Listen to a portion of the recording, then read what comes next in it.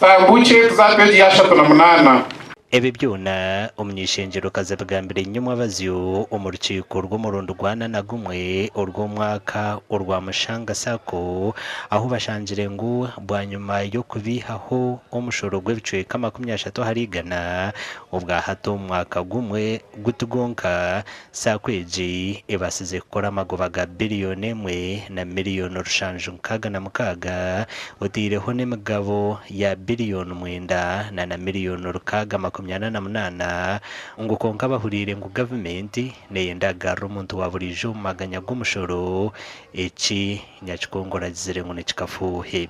Ncho chimaisa ruere nka parliament ngutwayetere ndo no bakuja ngo % emwe no bakuja ngo % 5 nyoni yesigito bamemba bapa tushemere kugikiriza babanze barinde eje myaka 10 itwa bahire ehweho then Minister of Trade eije kore analysis ninge ecyondoze erebe bishiye myaka 10 itwa bahire sakozi zino kuzatungukire zine bizube bisukureba bashanga ngo bino kubakora amagoba babene nkwe batekateka a percentage zezo kandi nabwe tari 30 kurugirira asakozo kuzukugera ki ukuzukora mushanga SACCO ubwa hatene bamemba emitware na 12 rushanjo nkaga kandi aba account zabo babikiriye biliyoni 18 na miliyoni rushanju 19 otiriho na nokutwara za loan za biliyoni 32 na miliyoni rwenda nshanju ikiretire SACCO eji yatware kirabo cyo gukora jo mu ihanga ryona emirundi 3 kuratine. Surely we are proud of that. Ahabo kuba hatumwe ihanga ryona bitu tukuba tumutwe kamanya tumukashimagirira tumukumara rero mendi nje kwa hali twakorwa mitu tukwatu munyanisha mutero munga. Climate has changed. We can no longer do things the way our parents and grandparents did. Mbwenu mushanga kushangana mu embracing and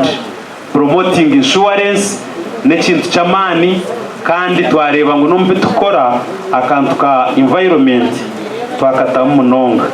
Bwanyuma ya mushanga SACCO okusinga za SACCO zindi aba Mastercard bakabaha sente zo kuyamba bakazi n'imyito aho rukutwara roni ya miliyoni 1 notama magoba g'umutwaro gumwe n'13 kandi kigenderwa kize sente kuzitaha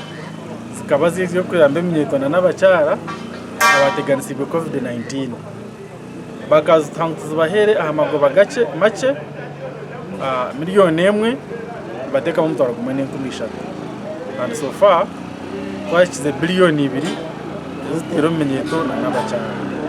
mushanga SACCO ekagaruka yakwatanisa n'ekitongole cy'amizi aho buri memba urukuzo mu SACCO batyo bazoweye bamutera amizi ahari kwenda dera gumana bingendwara z'uburofa ubana bakombe kamaje gobushubuzi